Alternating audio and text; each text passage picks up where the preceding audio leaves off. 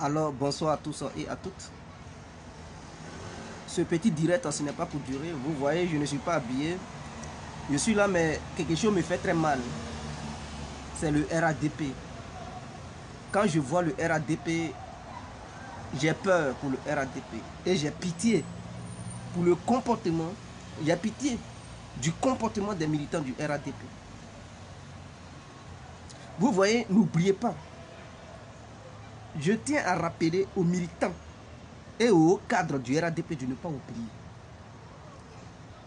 La guerre médiatique est très importante. La guerre médiatique, elle est très importante. N'oubliez pas aussi que Alassane Ouattara a eu le soutien de la communauté internationale parce qu'il n'avait pas ignoré la guerre médiatique. Et il n'avait pas ignoré les chaînes internationales. Il n'avait pas ignoré le militantisme des militants du RDR auparavant dans les différents pays européens et partout dans le monde. C'est ce qui avait permis à la communauté internationale de faire confiance à Ouattara, les dénonciations et tout ça. Suite à ça, ils ont apporté leur soutien à Alassane Ouattara. Sans le soutien de la communauté internationale, je tiens à vous dire qu'en 2010-2011, le RADP ne pouvait pas enlever le FPI au pouvoir. Il a fallu que la communauté internationale coordonne les opérations avec le RADP pour que Laurent Gbagbo tombe. Pourquoi Laurent Gbagbo était tombé? Il est tombé parce qu'il n'avait aucune relation internationale. Il avait minimisé les relations internationales. Il n'avait aucun ami. Et la propagande du RPI n'était pas forte sur le plan international. Ils s'en foutaient. Ils s'en foutaient. Tout se passait à la RTI. Ça a été une erreur pour eux. Ainsi que le comportement des militants du FPI ont fait chuter aussi Laurent Gbagbo. Ils ont conduit Laurent Gbagbo dans la perdition. Aujourd'hui, je tiens à vous le dire, si on disait à Laurent Gbagbo, tiens le pouvoir, et que ces militants décidaient de refaire ce qu'ils avaient fait dans le passé, il allait les recadrer. Il allait leur demander de ne pas faire n'importe quoi. C'est ça, la même chose. Et les hauts cadres du RADP, ils sont avares, c'est des radins. Et lorsque on leur fait des reproches, on met le doigt où il y a le mal, on dit non, tu es mendiant, tu es mendiant. Restez là, dites mendiant. Vous ne voyez pas l'opposition qui manifeste dans les rues de trucs de Paris. Ils font des meetings. Mais ça, c'est ça qu'on appelle la propagande médiatique. Mais ce qu'ils font là, mais les Blancs, ils voient ça. Hein. Ils ont leur service de renseignement qui voient. Ils font des rapports. Mais vous avez déjà vu le RADP faire ce genre de choses? Ils ne font pas. Ils ne font pas. Donc, du coup, mais si ça ne bouge pas en Europe ici, ça ne bouge pas aux États-Unis, ça ne bouge nulle part. On ne voit aucun meeting du RADP. Quand ils veulent faire des trucs, c'est dans les salles. Ils se croient dans des salles. Mais qu'est-ce qui se passe dans vos têtes? Dans les salles, là, qui est là-bas? Pour voir si réellement le... Mais je vois des gens qui font des appels pour dire non, ils n'ont qu'à se croiser à Saint-Denis, dans une salle, ils vont voir M. Blanchard avec M. Nizako pour apporter le soutien au RADP, à la candidature d'Alassane Ouattara. C'est dans une maison qu'on démontre au monde entier que non, on soutient la candidature d'Alassane Ouattara. Mais c'est dans un lieu public.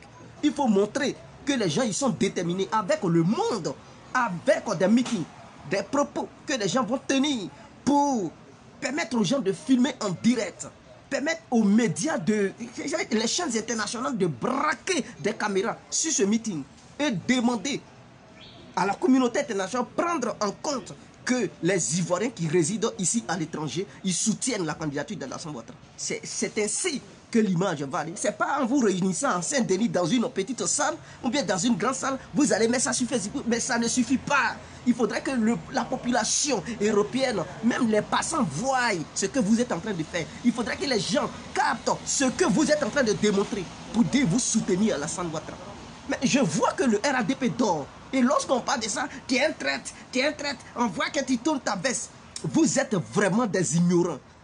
Moi, quand je vois ça, ça me fait mal. Lorsqu'on dénonce quelque chose, on dit ne faites pas ça, ne faites pas ça. Non, automatiquement, ils te voient comme un traître. Ils te disent, ah, on te voit, tu veux tourner ta veste, tu veux tourner ton... Vous ne voyez, même aujourd'hui encore, l'opposition fait une manifestation gigantesque à Paris.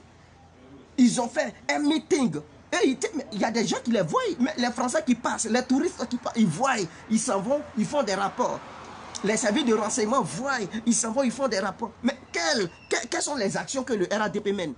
On dit nous sommes à au moins 2 mois des élections présidentielles. Les gens ils contestent la candidature d'Alassane Ouattara. Les gens ils font de la propagande. Et le RADP est mort. Le RADP ne fait rien. Mais les hauts cadres du RADP, décaisser l'argent, vous allez permettre aux gens aussi d'organiser des meetings ici à Paris. Demander à tous les militants du RADP qui sont dans les pays européens de venir se réunir à Paris. Ils vont faire un grand meeting, démontrer une popularité du RADP. Le monde, la foule, au moins, nous allons nous lancer un défi pour dire, s'il n'y a personne, il faudrait qu'il y ait au moins 10 000, 5 000 individus. Ce jour-là, un meeting gigantesque va avoir lieu. Mais non, les gens, ils ne le font pas. Quand ils commandent l'être, ils disent non, allons-y dans une salle de Saint-Denis. Et ils sont assis dans la salle, et puis ils font des réunions, ils prennent des micros, ils parlent là-bas, et puis c'est fini. Et quelles sont ces plaisanteries-là? Quelles sont ces plaisanteries? Même les réseaux sociaux, les gens ont pris de l'avant.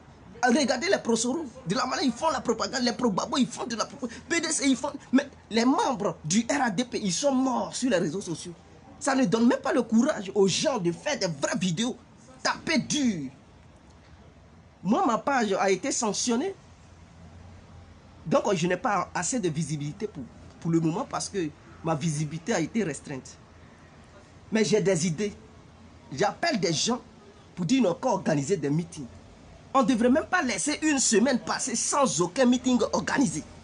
Des gens doivent démontrer la force de frappe d'Alassane Ouattara. Quand je parle de force de frappe, je ne parle pas de guerre, mais la force de frappe de la communication du RADP. Démontrer que le RADP est populaire. Démontrer que les Ivoiriens, même qui sont à la diaspora, ils sont sur pied et ils soutiennent la candidature d'Alassane Ouattara. Même sur le territoire ivoirien, il faudrait que la machine du RADP, la machine communicative du RADP soit déployée dans chaque périmètre du coin et recoin de la Côte d'Ivoire pour sensibiliser les gens parce que la sensibilisation est très importante.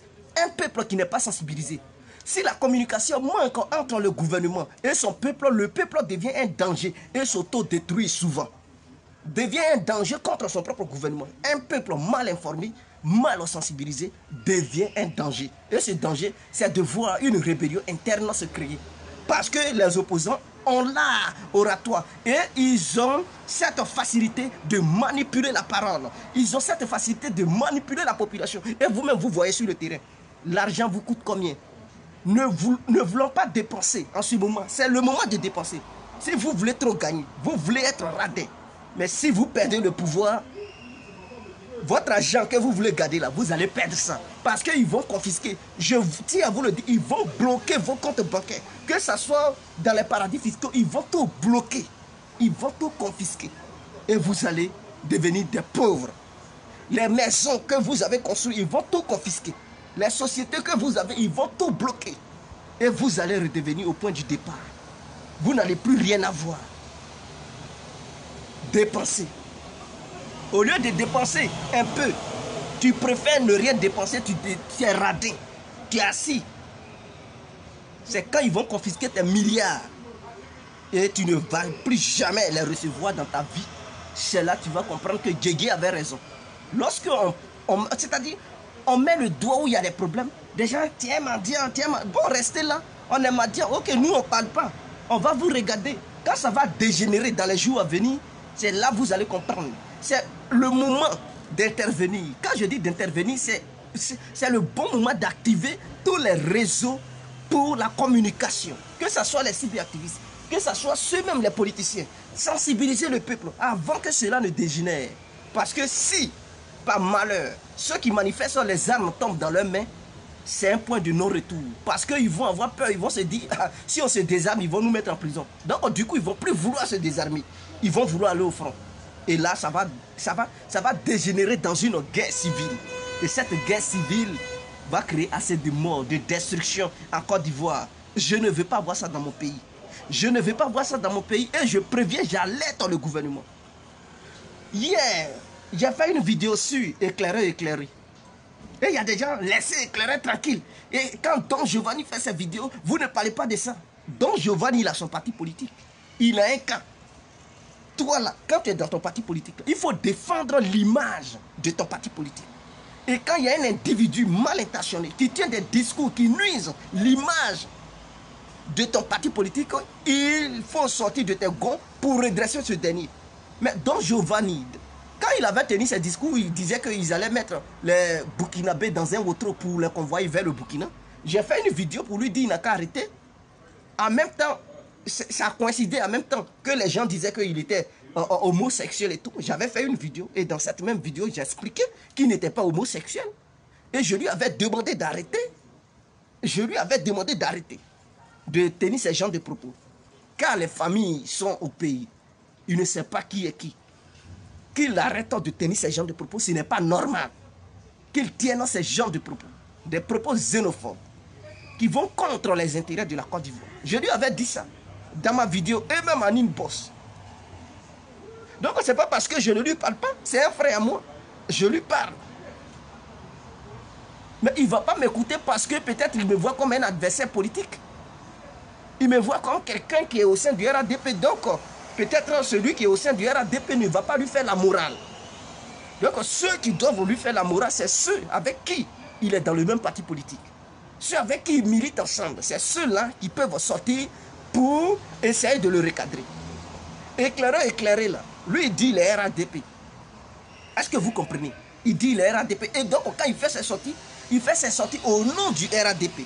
Dès lors qu'il fait des sorties au nom du RADP, mais c'est l'image de quel parti qu'on voit. Mais ils vont dire, mais ce sont les militants du RADP, ils sont barbares, c'est des assassins. C'est ce qu'il va sortir. Ils ne vont pas dire éclairé est un assassin. Ils vont dire c'est l'image des militants du RADP. Ils sont barbares de nature. Et donc ils appellent les Dioula, plus les autres ethnies frontalières, de tuer les autres Ivoiriens. C'est ce qu'il a dit. Il dit Togolais, Burkinabé, Maliens, Béninois. Et les Dioula n'ont qu'à se mettre ensemble pour tuer les autres. Mais est-ce que vous comprenez la dangerosité des choses? C'est-à-dire les Burkinabés qui n'ont rien demandé, qui sont en Côte d'Ivoire, qui jobent, qui travaillent. Même quand les gars ils tiennent ce genre de discours-là, Burkinabé, mais ce sont ces mêmes Burkinabés qui travaillent dans les champs. Vous ne vous posez pas de questions. Ce sont ces mêmes Burkinabés-là qui travaillent pour eux. À l'ouest, là, ce sont les Burkinabés. Ils quittent là-bas les Maliens, ils travaillent dans les champs. Ils sont des aboussants. Ils travaillent et quand la cueillette vient, ils partagent. Est-ce qu'ils les tuent là-bas? Ils ne les tuent pas. Mais quand toi, tu fais une vidéo pour faire une sortie hasardeuse, une sortie vraiment tordue et déplacée, en appelant les Burkinabés, les Maliens, les Béninois, les Togolais et les Dioula de Côte d'Ivoire, de massacrer les autres, d'attraper leurs zizi, de couper. Mais tu vois, donc à travers tes propos, imaginons s'il y a une petite action. Des gens t'écoutent et puis mènent une petite action parce qu'ils ont été influencés par tes propos. Mais ça va dégénérer dans tous les villages. Burkinabé contre Ivoiriens, Dioula contre les autres Ivoiriens d'autres ethnies, Béninois contre trucs. Tu penses qu'Alassane peut maîtriser la situation? Tu penses qu'Ahmed Bakayoko peut maîtriser la situation? Tu penses que Big Togo va maîtriser la situation à travers tes propos? Si ça dégénère dans les villages, ils ne pourront pas maîtriser. En ce moment-là, les choses vont dépasser Alassane Ouattara. Ça va aller au-delà de la Côte d'Ivoire. Ça devient une affaire internationale. Or, pourtant, toi, tu es assis à Paris ici. Tu tiens des insanités. Quand ça va arriver là-bas, tu vas mettre le régime d'Alassane Ouattara en danger. Lorsque ça va dépasser les frontières, ça va aller à l'ONU. Ça devient une grande affaire. Donc, les grandes puissances du monde vont commencer à s'intéresser au dossier. En ce moment, Alassane n'est plus rien. Parce que les événements vont tellement dépasser le président de la République et ceux qui voulaient déstabiliser le pays vont profiter de ce tohu-bohu pour placer leur pion et se positionner. Donc quand j'ai fait ma sortie, cette sortie, pour t'appeler Dieu sur éclairé, des gens, on te voit, tu commences à changer. Moi, ceux qui sont intelligents, qui réfléchissent, ils savent pourquoi j'ai pris cette position. Pourquoi j'ai pris cette position? Écoutez, je ne suis pas un Dioula. Mais par contre, j'ai des amis Dioula. J'ai eu aussi des copines Dioula. Je tiens à le dire. Et quand je fréquentais, mon meilleur ami était un Djoula, il s'appelait Abou. Petit Abou. Je ne sais pas s'il est encore vivant, mais si un jour il me voyait sur les réseaux sociaux, peut-être il va me recontacter. Il était comme ça et moi. Je ne suis pas Djoula, mais mes amis sont Djoula. Je ne suis pas burkinabé, mais j'avais un ami avec qui on était ensemble. Il s'appelait Théodore. C'était un petit burkinabé. On était ensemble, on était amis comme ça. C'était un burkinabé. Aujourd'hui, il est en Côte d'Ivoire. Donc, en aucun cas, je vais laisser quelqu'un tenir des discours xénophobes en appelant les burkinabés à se mettre ensemble avec d'autres Ivoiriens pour massacrer d'autres Ivoiriens. En retour, ça va dégénérer. Ils vont s'apprendre à d'autres burkinabés qui sont là-bas, qui n'ont rien demandé. Ils vont les massacrer pour ne rien. Mais est-ce qu'il est conscient? Et il y a des gens qui le soutiennent dans ces bêtises-là. Au lieu de... C'est-à-dire, tu ne peux pas éduquer l'enfant de quelqu'un. C'est à ton enfant que tu dois donner des éducations, une éducation. C'est-à-dire, quand le fils du voisin fait du n'importe quoi, quand tu vas lui parler, il va dire, fous-moi le camp. Tu n'es pas mon père, tu n'es pas ma mère. Mais quand ton propre fils déconne, tu es obligé de lui donner une leçon de morale. C'est ainsi les autres, ceux qu'on appelle go, quand ils font leur sortie, et que éclaireur fait sa sortie, alors nous qui devons remettre cet éclaireur sur pied, ce sont les militants, ce sont les sympathisants du RADP. Parce que si les autres lui parlent, il ne va pas écouter.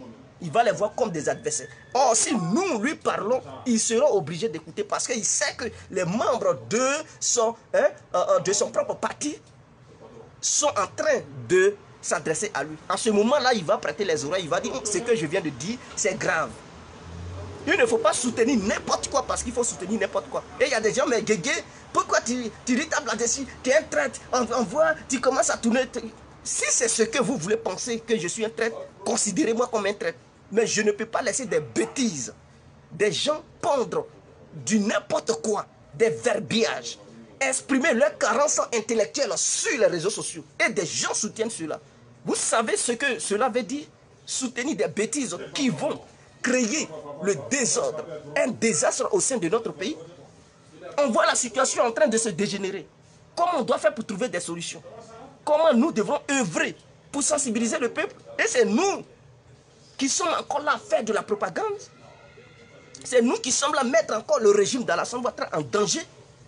Les gens n'ont qu'à sortir pour se massacrer. Ah bon? Mais la violence, on est avec la violence. Il ne faut jamais faire appel à la vendetta. Il faut prendre conscience. Et surtout, lorsqu'on est au pouvoir, on ne peut pas se comporter comme un opposant. Lorsqu'on est au pouvoir, on doit avoir la maîtrise de soi. Parce que l'opposant, lui, il se dit, il peut dire n'importe quoi. Parce qu'il se dit, tous les moyens sont bons pour venir au pouvoir. Il a la rage. Il veut celui qui est au pouvoir, il veut sa peau. Mais quand tu es au pouvoir, il faut avoir la maîtrise. Il ne faut pas être au pouvoir et te comporter comme un opposant ou bien un voyou. C'est ce que Laurent Gbagbo avait fait dans le passé. Lorsqu'il était au pouvoir et que Bleu Goudé portait Matela pour aller dormir devant le 43e Bima, lorsque les militants, soi-disant les jeunes patriotes, ils se comportaient comme des opposants, comme des petits voyous dans les rues, vous savez, vous connaissez la suite. La chute de Laurent Gbagbo a été très brutale et regrettable. C'est ce que vous voulez? C'est ce que vous voulez? Vous êtes des militants, tenez des propos sages, des propos sensés, c'est là-bas on vous attend. Et non tomber dans des discours de bassesse, de cour commune. Je suis contre.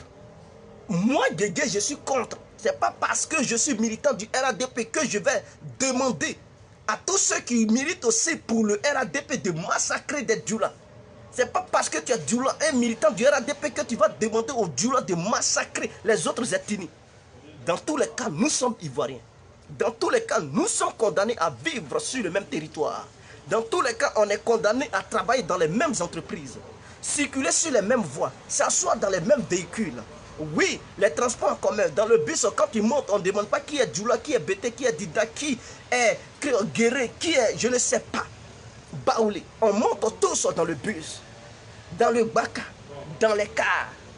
Et si bientôt il y a des métros ou bien des trams, nous allons y monter ensemble. Tous ceux qui tiennent des discours xénophobes, on doit les combattre. On doit dénoncer cela. On dit non, il faut lui envoyer un message en inbox. Est-ce que c'est en inbox qu'il a tenu des discours? Quand un individu mal intentionné tient des discours sur des lieux publics, il faut répondre à ce dernier sur des lieux publics. Je pense que c'est clair. N'est-ce pas lui qui donnait des conseils aux gens? Lui qui donnait des conseils aux gens, il dit il est conseiller. Mais un conseiller qui n'arrive pas à maîtriser sa colère, qui n'arrive pas à maîtriser ses émotions, n'est pas un bon conseiller. C'est un faux conseiller, un vendu. Est-ce que vous comprenez? Donc j'aimerais, parce que c'est pas parce qu'on est RADP qu'on va... Tous ceux qui cautionnent les discours d'éclaireurs, je pense que c'est des ignorants en fait. C'est des gens qui doivent aller étudier encore la politique. Allez-y apprendre encore. La politique, ce n'est pas la haine. Quand l'autre il fait la haine, il faut savoir qu'il est malmené. Voilà pourquoi il gesticule, il crie sur tous les toits. Toi, tu dois te maîtriser pour voir ses points faibles, afin de le contrecarrer. C'est ça, on dit la bonne politique. Mais si tu veux rentrer dans son jeu, mais tu perds. Parce que lui, c'est lui qui a créé son jeu. Il a créé sa propre danse. Tu veux aller sur le terrain que lui-même il a conçu. Tu veux aller là-bas pour l'attaquer là-bas, mais il va t'avoir. Il va te malmener sur son propre terrain. Et c'est sur ce terrain-là, les militants du RADP veulent aller. Ils veulent aller jouer sur ce même terrain. Les injures, les appels aux révoltes, parce que indirectement, de façon indirecte, éclairé, fait un appel à la révolte populaire. Ah oui, c'est une révolte qu'il appelle. En disant les gens n'ont qu'à sortir pour aller massacrer les gens, mais ils vont sortir. Mais en sortant, ils font quoi? Ils ne font que se révolter contre une autre ethnie ou bien d'autres ethnies. En ce moment-là, est-ce que tu aimes Alassane Ouattara? Si tu aimes Alassane Ouattara, tu ne peux pas lancer un appel qui va créer un désordre au sein du pays. Tu ne peux pas lancer un appel qui va créer vraiment le chaos qui sera immaîtrisable face au gouvernement de la Côte d'Ivoire. Un tel individu est un danger, non seulement pour le gouvernement ivoirien, et un danger pour tous les Ivoiriens de la Côte d'Ivoire. Et quiconque le soutient est un malade. Quiconque le soutient est un ignorant, est un insensé, est un inconscient. Je tiens à le dire. Personne ne doit soutenir un tel individu. Parce que si guerre il y a, ce ne sont pas les Dioula qui vont mourir seulement. Ce ne sont pas les Bété qui vont mourir seulement. Ce ne sont pas les Baoulés qui vont mourir seulement. Ce ne sont pas les Dida qui vont seulement mourir. Tout le monde va laisser ta peau. Je dis bien tout le monde. Tu es bien et bien assis ici. Oh, pourtant tu as ta famille. Tu as ta famille en Côte d'Ivoire. Imaginons qu'un individu, comme un éclaireur comme ça, il tient ce genre de discours. Et suite à ça, il y a des événements. Tu apprends qu'on dit qu'ils ont assassiné ta famille. Tu vas encore l'applaudir? Tu vas l'applaudir? Au contraire, toi qui me combats aujourd'hui parce que je dénonce ce qu'il a dit, tu seras le premier à être en colère. Mais comme tu es ignorant, tu ne peux pas savoir que c'est son discours qu'il a tenu qui a provoqué des événements. Et suite à ces événements, tes parents sont restés là-dedans. Quand on fait la politique, on doit être conscient de ce qu'on dit. Si c'est sur ça, vous devez vous baser pour dire que Guégué est traître, j'accepte cette traîtrise. Mais je dirai toujours la vérité. Et je dis, c'est pas parce que je suis avec toi, tu déconnes, je ne dois pas te dire la vérité. Je dois être toujours à mesure de dire la vérité à ceux qui ne veulent pas l'attendre. Même si on est ensemble, tu es un ami à moi, je vais toujours te dire la vérité. C'est très important. Le RADP me fait mal à la politique en ce moment. La stratégie utilisée par le RADP est mauvaise. Est mauvaise. Il n'y a pas de communication. Des gens, j'ai l'impression qu'ils ont du mal à dépenser. Mais si vous ne dépensez pas, et que l'opposition réussit à convaincre la communauté internationale, mais le régime d'Abidjan va subir. Mais c'est clair. Le régime d'Abidjan sera obligé de subir les conséquences. Parce que c'est ce qu'on appelle le lobbying. Le lobbying, c'est de sillonner partout dans le monde pour faire croire que lui qui est au pouvoir là-bas, c'est un dictateur, il est ceci, il est cela. Il faut dénoncer l'état de la société. Mais lorsque celui qui est au pouvoir en Côte d'Ivoire là-bas, ces militants ne font aucune démarche, ne font aucune course. Et ils sont là muets, ils se rassemblent dans des petites salles pour faire des petites réunions, on se tient les bras d'eau. Mais est-ce que c'est dans les salles, les gens peuvent voir votre détermination pour savoir que non, vous soutenez le Prado? C'est dans des lieux publics, avec des discours publics, pour convaincre tous ceux qui passent, qui sont des passants, que ce soit des touristes ou quoi que ce soit, ou les citoyens autochtones qui fréquentent ces endroits-là, ils vont écouter, ils vont entendre. Et pourquoi vous soutenez la candidature de l'homme? Vous devrez détailler cela pour convaincre. Des gens vont s'arrêter pour vous écouter. Mais vous ne le faites pas. Le RADP ne le fait pas. Il reste 2 mois. Le RADP ne le fait pas. Et c'est mauvais. Le RADP ne le fait pas. Voyez-vous, l'opposition est sur vous. L'opposition prend le dessus dans la propagande. Et c'est mauvais. C'est mauvais. Ce que je vous dis aujourd'hui, si le RADP ne prend pas conscience pour organiser des meetings dans les jours à venir, Alassane risque d'avoir des sérieux problèmes sur le territoire national. Oui, parce que le meeting qu'ils tiennent ici, là, ça influence aussi les citoyens ivoiriens. Eux aussi, quand ils regardent sur Facebook, ils voient les meetings, ils disent, ah, ceux qui sont là-bas, ils sont déterminés. Nous aussi, on n'a qu'à être déterminés sur le terrain. Ah oui, ça les influence. Donc, ça a des conséquences directes sur les citoyens ivoiriens. Mais si le RADP, les militants du RADP ne mènent aucune action, ils vont dire, ah, mais là-bas, c'est nos gars là qui malmènent la situation. Donc, nous aussi, on doit aussi soutenir, on doit suivre leurs actions qu'ils font, parce qu'ils font du lobbying. Et ils suivront ceux qui font les trucs. Vous voyez, quand ceux-là, ils finissent, eux, à leur tour, ils donnent des ordres à ceux qui sont au pays, pour suivre encore. Et ceux qui sont au pays aussi, ils sortent. Quand ils finissent, ceux d'ici aussi, ils sortent. Et donc, ils coordonnent les opérations. Mais vous, vous faites quoi? Vous ne coordonnez rien. Vous êtes assis dans vos maisons. Non, le bras de travail. Non, ne craignez rien. Restez là, dites, ne craignez rien, ne craignez rien. Quand ça va déborder, ça va arriver à un niveau où le Prado ne va plus avoir la maîtrise. Si ça, c'est là vous allez regretter. Vous allez encore dire non, ne craignez rien. Si ce, j'en ai fini.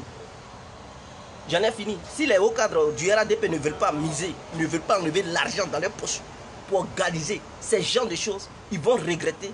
Si jamais Alassane tombe, ils vont regretter durant le reste de leur vie. D'autres qui auront la chance feront la prison.